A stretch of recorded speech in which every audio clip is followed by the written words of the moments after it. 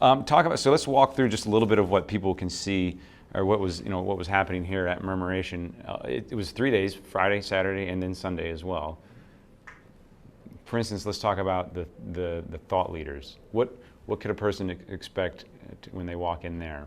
Well, our thought leaders we've invited them from across the country, and they are the foremost folks in robotics, virtual reality, social innovation. So we wanted people to come in and talk about, where are we going to be 5 years from now in all of these different areas. And that's been a very incredible, well-received, part of what we did. And again, part of the unique, I think, part of it.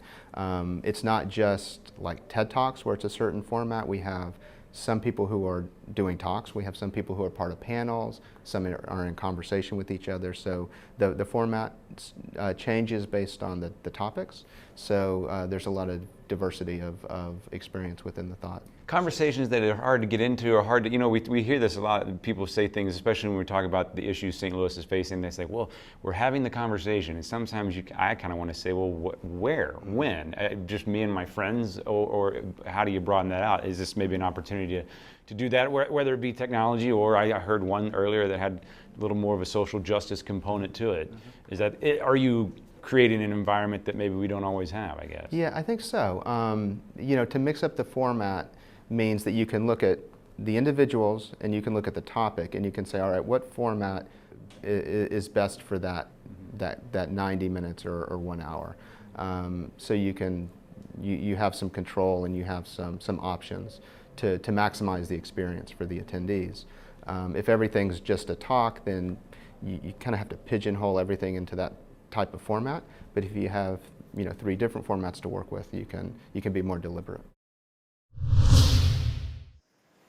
In 2012, the New York Times wrote an article about a direct marketing campaign that Target did. If you've heard this story, please don't spoil the ending. Target is very good at predictive analysis. They capture every transaction. They capture all of your web surfing, everything that you click on. They're tracking all of it. They know who you are as a customer. They've got a profile on everybody. In 2012, this article identified that the Target statisticians had figured a way that, based on purchase behavior, they would know if that customer is expecting a baby. They could also infer what trimester you were in, and then to go one step further, they could predict when you were actually going to deliver and have that baby. So their direct marketing team loved this, right? Because this is a unique opportunity for them to start sending out coupons and advertisements to these select individuals in hopes that you will start buying diapers or baby wipes from Target. Because once they get you hooked on that, then you're going to come back for the crib and the next thing. Well, it's so accurate, in fact, that this one individual instance in Minnesota, an angry parent came to this Target store up in Minnesota complaining about, you're sending these direct mails, these coupon books on baby wipes and diapers to my 16-year-old daughter. And that's inappropriate. Are you trying to encourage her to have a baby? And the store manager was so upset, apologized, and said, I'll look into it and I'll get back to you. So good customer service on this guy's part. He actually does call back. But when he called back, the guy said, I apologize to you. There's been some activity going on in my household that I wasn't aware of. And so maybe we'll see you soon. So that's the level of insight and an advancement that you can get from big data predictive analytics. What do you hope a person walks away with after one of these thought leader experiences?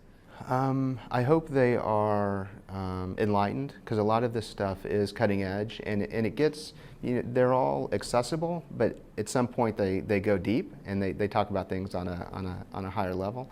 So I'm hoping that people are challenged, that they walk away with greater insight into all of these different things, and I hope that they can find ways to connect it to their lives, beyond the festival, whether it's in their private lives, in their professional lives. There's just so many ideas that happened, and so many things that were talked about and discussed and put forward that, I think there was just a lot of opportunities for people to move forward, professionally and personally. And as I heard one man say on the stage, kind of outside of your comfort zone a little bit. Yeah.